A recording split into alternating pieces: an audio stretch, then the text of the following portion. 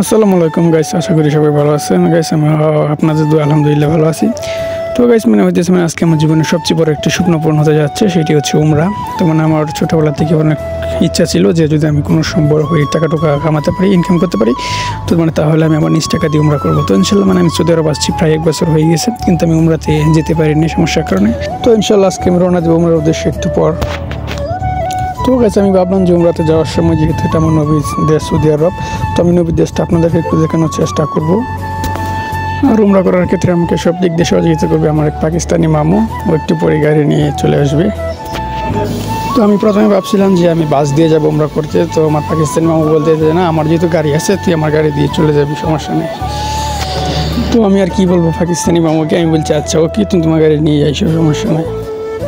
তো আমি কাল রাত অনেক টেনশনে ছিলাম যে আমার কপিল আমাকে ছুটি দিবে কি না। তো আমি কপিলকে বললাম যে আমি উমরা করতে যাবো, তো আমার কপিল বলছে যা, সমস্যা নাই।